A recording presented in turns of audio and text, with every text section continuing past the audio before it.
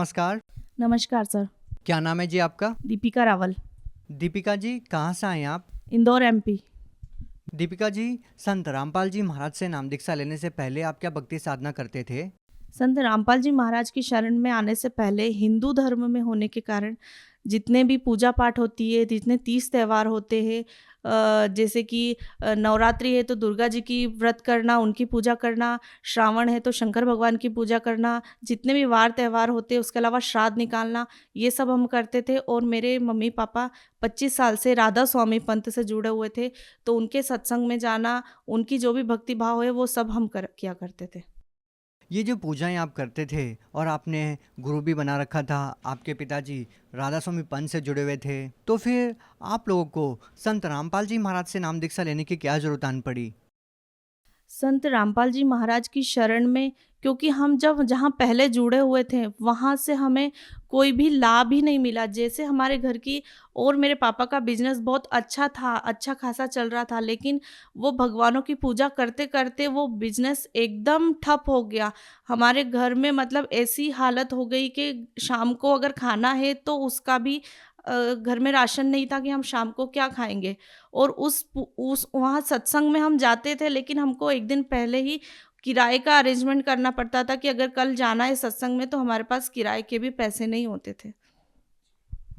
तो फिर आपको संत रामपाल जी महाराज के बारे में कैसे पता लगा? संत रामपाल जी महाराज के बारे में, हमारे घर के पास में संत रामपाल जी महाराज के एक शिष्य है, उन्होंने मेरे पापा को ज्ञान गंगा पुस्तक दी और मालिक का ज्ञान समझाया उन्होंने। फिर पापा ने वो सत्संग सुना, ज्ञान गंगा पुस्तक पढ़ी और जो भी अपने वेद है, गीता है, उनसे सबसे मिलान करा। उन्होंने 6 महीने बिना घर में बताए केवल संत रामपाल जी महाराज का सत्संग सुना। उनको जब पूरा ज्ञान हो गया कि ऐसा ज्ञान, ऐसा निर्मल ज्ञान तो हमें कहीं मालूम ही नहीं था, फिर उन्होंने 2012 में संत रामपाल जी महाराज से नाम दीक्षा ली। दीपिका जी, जैसे कि आपने बताया कि आप और आपका पूरा परिवार 25 साल से राधा स्वामी पंथ से जुड़ा हुआ था और अब आप लोगों ने संत रामपाल जी महाराज से नाम दीक्षा ले ली है, तो हम आपसे ये जानना चाहेंगे कि संत रामपाल जी महाराज जी के ज्ञान में और राधा स्वामी पंथ में जो आप लोगों ने ज्ञान सुना, उसमें आपको क्या भिन्नता नज़र आती है? सर वो तो पूरी की पूरी ही अलग थी। उसमें तो उनको सुबह 2 घंटे, ढाई घंटे बैठ के पाँव पे बैठ के करना पड़ता था। उसके अलावा वो गीता जी का पाठ भी करते थे। और जब हम संत रामपाल जी महाराज के शरण में आए तब हमें पता चला कि वो जो हम 25 साल से कर रहे थे वो तो व्यर्थ था। हमने अपने ज़िंदगी के 25 साल पूरे गँवा दिए। और जब मालिक संत रामपाल जी महाराज की शरण में आने से पता चला कि ये ज्ञान, ऐसा ज्ञान तो कहीं देखा ना कभी सुना, तो फिर हम संत रामपाल जी महाराज की शरण में गए। दीपिका जी, जब आपके पिताजी संत रामपाल जी महाराज जी की शरण में आए, तो उनको कोई लाभ मिला? संत रामपाल जी महाराज की शरण में आने से हमारे जो घर की आर्थिक स्थिति बहुत ही खराब थी, वो हमारे घर की आर्थिक स्थिति बहुत बहुत बहुत अच्छी हो गई है। और संत रामपाल जी महाराज की दया से हमारे इनकम वही है, लेकिन हमारे घर का जो भी खर्चा है, जो भी कुछ है, वो मालिक की दया से बहुत ही अच्छा है। संत रामपाल जी महाराज जी से जुड़ने से पहले मेरे पापा गुटखा खाते थे। वो जब तक गुटखा रात को नहीं खाते थे उनको नींद ही नहीं आती थी। और उन्होंने कई बार हरिद्वार में कहीं पर भी वो गुटखा फेंक के आते थे, वो कसम खाते थे कि आज के बाद नहीं खाऊँगा। वो 8-10 दिन नहीं खाते और फिर उनको वापस याद आती तो फिर वो वापस गुटखा मँगाते और खाते, जब भी उनको नींद आती थी। मेरे पापा जो संत रामपाल जी महाराज जी से जुड़ने से पहले जो उनको गुटखे का नशा था, वो जब संत रामपाल जी महाराज का उन्होंने ज्ञान सुना, वो ज्ञान सुनने से ही उनकी वो लत ऑटोमेटिक ही कब ख़त्म हो गई उन्हें पता ही नहीं चला। जबकि वो पहले बहुत बार ट्राई कर चुके थे कि छोड़ना है, कसम भी खाते थे, लेकिन वो लत उनसे छूट ही नहीं रही थी, जो संत रामपाल जी महाराज के ज्ञान से ही छूट गया। मुझे थायराइड की बीमारी थी, जिसका मैंने एलोपैथिक, आयुर्वेदिक और होम्योपैथिक सारे ट्रीटमेंट करा लिए थे। मेरी बॉडी अकड़ जाती थी थायराइड से, मेरा गले में बहुत पेन होता था।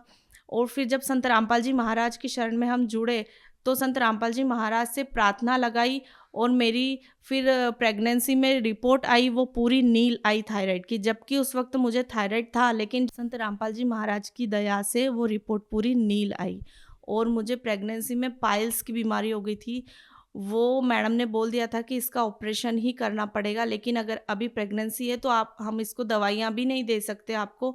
और वो हम घर पे आए और हमने दंडवत प्रणाम किया और मालिक से प्रार्थना करी, और वो बीमारी भी कब चली गई मालूम ही नहीं चला।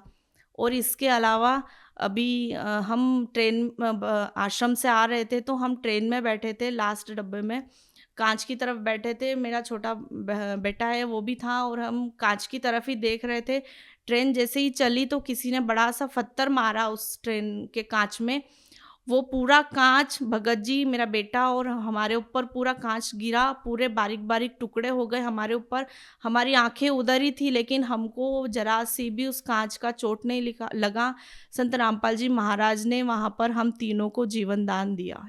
और भगत जी मेरे ससुर जी हैं, तो वो वो वर्कर काम करते हैं, तो एक उनको पैसे देना था, शनिवार के पेमेंट करते हैं वो, तो उन्होंने एटीएम से 5,000 रुपए निकाले, और वो जब वर्कर को देने आ रहे थे, तो वो पैसे रास्ते में गिर गए। वो वहाँ पर आए, उन्होंने अपनी पॉकेट चेक करी, पर्स चेक करा, फिर वो रास्ते में बार-बार चेक करा उन्होंने, उनको कहीं पैसे नहीं मिले, और उनको रात को कहीं बाहर जाना था। तो वो फिर डबल से उन्होंने बोला अभी, तो फिर वो डबल से गए, एटीएम से डबल से 5,000 रुपए निकाले और सबको दे दिया। फिर वो घर पे आए, उन्होंने घर पे कोई ज़िक्र नहीं करा, और वो नाइट में चले गए। फिर जब वो वहाँ पहुँच गए और ऑटो से उतरे, तो ऑटो का 200 रुपए भाड़ा हुआ। जब उन्होंने पर्स निकाल के वो पैसे देने लगे, तब उनके पर्स में वो 5,000 रुपए पूरे ऐसे के ऐसे ही रखे थे, जैसे परमात्मा ने वो पैसे रख दिए, 500-500 के एकदम फ्रेश नोट उस पर्स में रखे। फिर वो घर आए, घर पर आके उन्होंने हमको सारी चमत्कार बताया। और एक बार उनका इंदौर के नोवेल्टी मार्केट में उनका नया मोबाइल ही खरीदा था, वो मोबाइल गिर गया। फिर घर पर आके हमने 2 दिन तक मोबाइल लगाया, फ़ोन बंद था, फ़ोन बंद था। फिर हमने परमात्मा के आगे प्रार्थना लगाई कि मालिक फ़ोन लिया है अभी, और इतना वो भी नहीं है। और वो फ़ोन बस हमने प्रार्थना लगाई, उसके पहले हम 2 दिन से डेली ट्राई कर रहे थे, वो बेल नहीं बज रही थी, बस मालिक से प्रार्थना करी और हमने फ़ोन लगाया, तो वो फ़ोन बज गया। और फिर उन्होंने, जबकि जिसके पास था उसके मन में भी वो आ गया था कि ये फ़ोन मैं रख लूँ, लेकिन उसने जब चालू करा तो उसमें मालिक का फ़ोटो आता है फ्रंट में, मेरे ससुर जी ने मालिक का फ़ोटो लगा रखा था। तो पता नहीं उसको क्या हुआ, तो उसने बोला नहीं, ये जिसका फ़ोन है वो आएगा और लॉक खोलेगा तो मैं उसको दे दूँगा। फिर वो हमने फ़ोन करा तो उन्होंने बोला ठीक है, आप आइए, आपका फ़ोन ले जाइए। और जब मेरे ससुर जी वो फ़ोन लेने गए, तो उन्होंने फटाक से लॉक खोल दिया, तो उन्होंने फिर ये फ़ोन उनको वापस दे दिया। और मेरे भगत जी हैं, वो उन्होंने बचपन से अभी तक राजस्थान के गुरुकुल में वेद की पढ़ाई करी है। उन्होंने पूरा वेद, यजुर्वेद की पढ़ाई करी है, उनको पूरा वही था।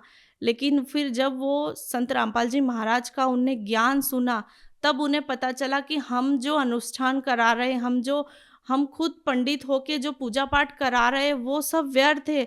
ये तो हम बस अपने रोज़ी-रोटी के लिए झूठ बोल के लोगों को मतलब ऐसे ही पागल बना के हम अपनी कमाई कर रहे हैं, जबकि उसका कोई लाभ नहीं है। और भगत जी, ये मेरे बेटे की रिपोर्ट है, विनायक नर्सिंग होम की रिपोर्ट है ये। उसको नॉर्मल उल्टियाँ हो रही थी, तो हमने ऐसे ही डॉक्टर को दिखाने हम गए, तो डॉक्टर ने उसे एडमिट कर लिया। तो हमने सोचा चलो ठीक है। और फिर जब उसका ट्रीटमेंट करा उन्होंने, जब रिपोर्ट वगैरह आई, तो उसमें उसको इन्फेक्शन आया पेट में, और उसका सीआरपी बहुत बड़ा हुआ आया। लेकिन बेटा एकदम स्वस्थ था। फिर हमने परमात्मा से प्रार्थना लगाई, संत रामपाल जी महाराज से हमने प्रार्थना करी, और अगले ही दिन हमने छुट्टी का बोला डॉक्टर को।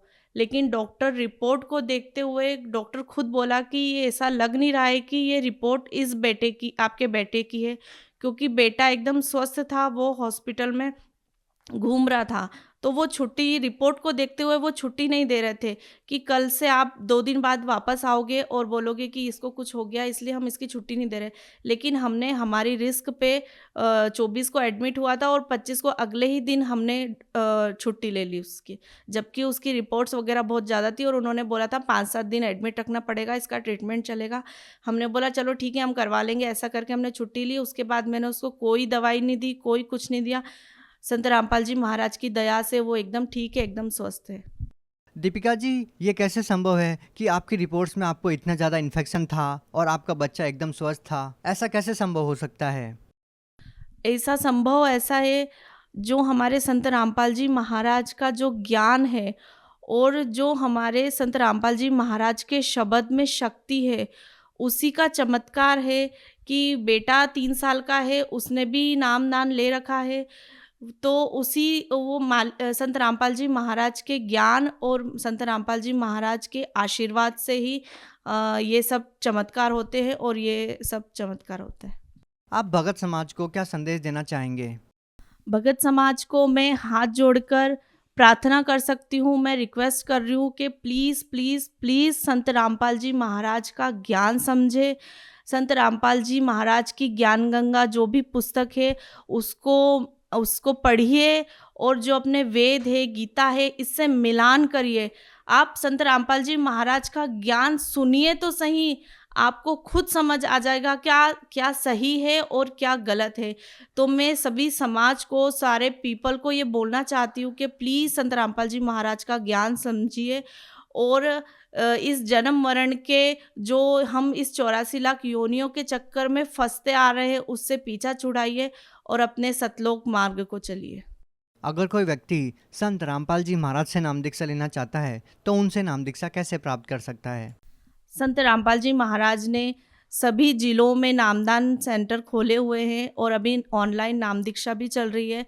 तो संत जिनको भी संत रामपाल जी महाराज का ज्ञान समझ के उनसे नामदान लेना है, तो विभिन्न चैनलों पे संत रामपाल जी महाराज के सत्संग आते हैं। उसके नीचे एक पीली पट्टी फ्लैश होती है, उस पे कॉन्टैक्ट नंबर दिए होते हैं।